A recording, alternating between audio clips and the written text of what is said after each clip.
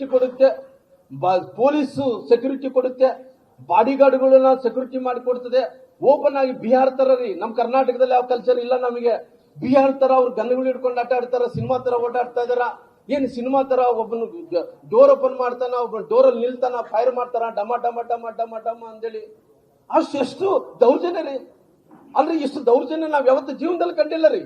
ಯಾವತ್ತು ಕೂಡ ನಾವು ಹೋರಾಟಗಳ ಮೇಲೆ ರಾಜಕಾರಣ ಮಾಡ್ಕೊಂತ ಬಂದ್ವಿ, ಹೋರಾಟ ಬಿಟ್ಟು ಯಾವತ್ತು ಕೂಡ ಬಂದಿದ್ದಲ್ರಿ. ಆ ರೀತಿ ಅವ್ರು ಫೈರ್ ಮಾಡ್ಕೊಂಡು ಹೋಗ್ತಾ ಇದ್ರಿ. ನಾವ್ ಏನ್ ಮಾಡಕ್ಕಾಗುತ್ತೆ? ಅಷ್ಟೊತ್ತೊಳಗಡೆ ಏನು ಏನಂತ ಎಲ್ಲ ಕಾರ್ಯಕರ್ತರು ಎಲ್ಲರೂ ಒಂದು ಕಡೆ ಸೇರ್ಕೊಂಡಿದ್ವಿ. ಸೇರ್ಕೊಂಡಂತ ಟೈಮಲ್ಲಿ ಕೂಡ ಜನಾರ್ದನ್ ರೆಡ್ಡಿ ಅವರು ಕೂಡ ಮುಂಚೆಯಿಂದ ಕೂಡ ಹೇಳ್ಕೊಂತ ಇದಾರ. ಮುಂಚೆಯಿಂದ ಕೂಡ ಏನ್ ಹೇಳ್ತಾ ಇದಾರೆ, ಯಾವತ್ತು ಕೂಡ ನಾವು ಶಾಂತಿಯನ್ನು ಕಾಪಾಡಬೇಕು, ಸಂವಿಧಾನವನ್ನು ಬಿಟ್ಟು ನಾವು ಹೋಗಬಾರದು, ಕಾನೂನನ್ನು ಬಿಟ್ಟು ಹೋಗಬಾರದು ಅನ್ನಂತ ಮಾತು ಜನಾರ್ದನ್ ರೆಡ್ಡಿ ಅವರು ಅಲ್ಲಿ ಜಗಳ ಪ್ರಾರಂಭ ಆದಂತ ಹೇಳ್ತಾ ಇದಾರ. ಹೇಳಂತ ಟೈಮಲ್ಲಿ ಅಷ್ಟೊಳಗಡೆ ನಮಗೆ ಗೊತ್ತಾಯ್ತು ಯಾರು ಈ ರಾಜಶೇಖರನ್ ಅಂತ ಹುಡುಗ ಡೆತ್ ಆಗಿದೆ, ರಾಜಶೇಖರ ರೆಡ್ಡಿ ಅನ್ನಂತ ಹುಡುಗ ಡೆತ್ ಆಗಿದ್ದಾನೆ ಅಂತೇಳಿ.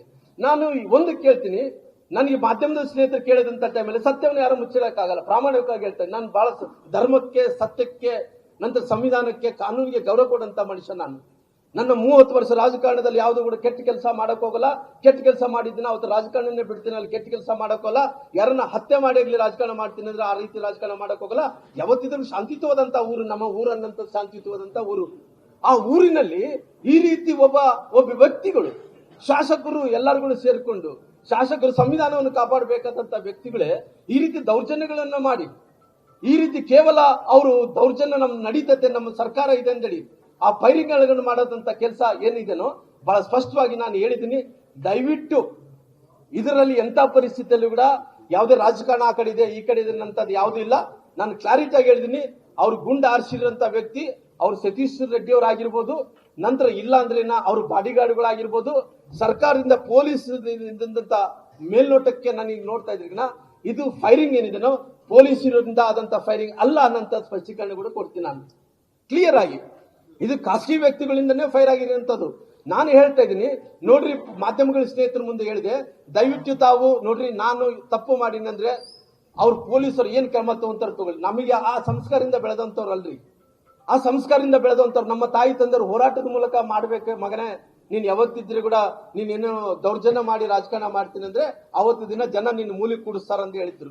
ನಾವು ಯಾವತ್ತು ಕೂಡ ರಾಜಕಾರಣದಲ್ಲಿ ಗೆಲಿಲಿ ಸೋಲಿಲಿ ನಾವು ಧರ್ಮದ ಪರವಾಗಿದ್ದಂತ ವ್ಯಕ್ತಿಗಳು ಇವತ್ತಂತ ಪರಿಸ್ಥಿತಿಯಲ್ಲಿ ಅವರು ಏನು ಫೈರ್ ಮಾಡಿದಾರೋ, ನಾನು ಐಜಿ ಸಾಹೇಬರಿಗೆ, ಐಜಿ ಮೇಡಮ್ ಅವರಿಗೆ ಒಂದೇ ಮಾತು, ಮೇಡಮ್ ಅವರೇ ಇದು ಕೊಲೆ ಆಗಿದೆ, ಪಾಪ ಒಬ್ಬ ಅಮಾಯಕ ವ್ಯಕ್ತಿ ಅವನು ತೀರ್ಕೊಂಡೋಗಿದ್ದಾನ. ಆ ಮನುಷ್ಯನಿಗೆ ನ್ಯಾಯ ಸಿಗ್ಬೇಕಂದ್ರಿಗಿನ ಯಾರು ಗನ್ನಿಂದ ಯಾರಿಗೆ ಗುಂಡು ಹಾರಿದೆ, ಯಾರು ಆರಿಸಿದಾರ ಆ ದೇಹದಲ್ಲಿ ಯಾವ ಗುಂಡಿದೆ ಅದನ್ನು ಪತ್ತೆ ಹಚ್ಚಿರಿ ಅಂತ ಕೇಳಿದ್ದೀನಿ ನಾನು. ಇವತ್ತು ನಮ್ಮ ಕಡೆ ಇರೋಂತ ಗನ್ಮ್ಯಾನ್ಗಳು 2 ಗನ್ಮ್ಯಾನ್ಗಳ್ರಿ, ಒಬ್ರು ಬರ್ತಾರ್ರಿ, ಒಬ್ರು ಬರಲ್ರಿ. ಒಬ್ರು ಡ್ಯೂಟಿ ಇದ್ದಿದ್ದನ್ನ ಬಂದು ಬರ್ತಾರ್ರಿ, ಇನ್ನೊಂದು ಡ್ಯೂಟಿ ಇದ್ದಿದ್ದನ್ನ ಅವ್ರು ಅಬ್ಸೆಂಟ್ ಆಗ್ತಾರೆ, ಇವ್ರು ಬರ್ತಾರೆ. ನಮ್ಗೆ ಒಂದು ಗನ್ಮ್ಯಾನ್ 2 ಗನ್ಮ್ಯಾನ್ ಇದಾರ. ಜನಾರ್ದನ್ ರೆಡ್ಡಿ ಹತ್ರ ಏನು 4 ಮಂದಿ ಗನ್ಮ್ಯಾನ್ ಇದಾರೆ. ಅವ್ರು ಗಂಗಾವತಿಯಲ್ಲಿ ಇರೋ ಕಾರಣ ಅವ್ರಿಗೆ 4 ಗನ್ಮ್ಯಾನ್ ಇದಾರ್ರಿ. ಹಂಗಾಗಿ ಅವ್ರು 4 ಗನ್ಮ್ಯಾನ್ಗಳ ಹತ್ರ, ನಮ್ಮಂತ ಗನ್ಮ್ಯಾನ್ಗಳ ಹತ್ರ, ಸೋಮಶೇಖರ್ ರೆಡ್ಡಿ ಇರೋಂತ ಗನ್ಮ್ಯಾನ್ಗಳ ಜೊತೆ ಅವರೆಲ್ಲರೂ ಕೂಡ ಬುಲೆಟ್ಗಳು ಎಲ್ಲ ಲೆಕ್ಕ ಇರ್ತತ್ರಿ, ಯಾವ ಮುಚ್ಚಿಡಕ್ಕಾಗಲ್ಲ. ಬುಲೆಟ್ ಎಲ್ಲ ಕೂಡ ಲೆಕ್ಕ ಇರೋಂತ ಟೈಮಲ್ಲಿ ಅವ್ರು ಲೆಕ್ಕ ಮಾಡ್ಕೊಳ್ಳಲ್ಲ.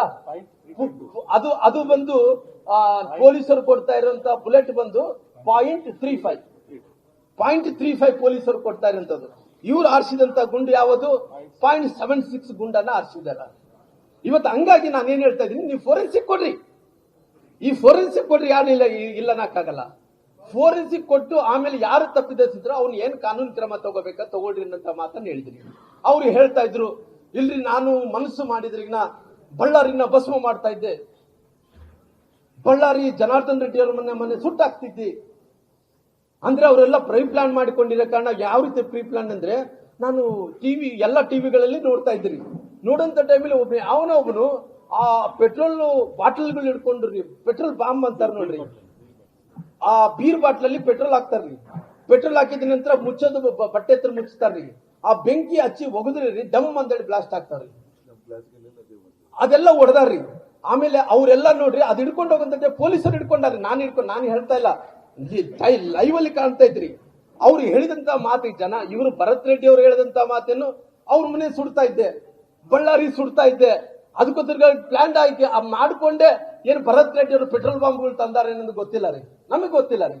ಅದು ಪೊಲೀಸರು ನಾನು ಅಲ್ಲಿ ಬೆನ್ನತ್ತಂತ ಟೈಮಲ್ಲಿ ಒಂದು ಆಟೋ ನೋಡ್ತಾ ಇದ್ದೆ, ಆಟೋಗಳಲ್ಲಿ ಹಿಡ್ಕೊಂಡು ಹೋಗ್ತಿದ್ರೆ ಅವನ ಆಟೋವನ್ನು ಬಿಟ್ಟು ಹೋಗ್ತಿದ್ದ, ಅಲ್ಲಿ ಬಾಟಲ್ಗಳು ಬೀಳ್ತಾ ಇದ್ವು, ಅದೆಲ್ಲ ಕೂಡ ಪೆಟ್ರೋಲ್ ಆಗಿತ್ತು ಅನ್ನೋ ಮಾತನ್ನು ಬಹಳ ಸ್ಪಷ್ಟೀಕರಣದಿಂದ ನಾನು ಹೇಳಬೇಕಾಗುತ್ತೆ. ಹಂಗಾಗಿ ಇವತ್ತು ಆ ರೀತಿ ಮಾಡಿದಂತ ಟೈಮಲ್ಲಿ ಆ ಭರತ್ ರೆಡ್ಡಿ ಅವರು ಹೇಳಿದಂತ ಮಾತುಗಳು, ಜನಾರ್ದನ್ ರೆಡ್ಡಿ ಮನೆ ಸುಡ್ತಾ ಇದ್ದೆ,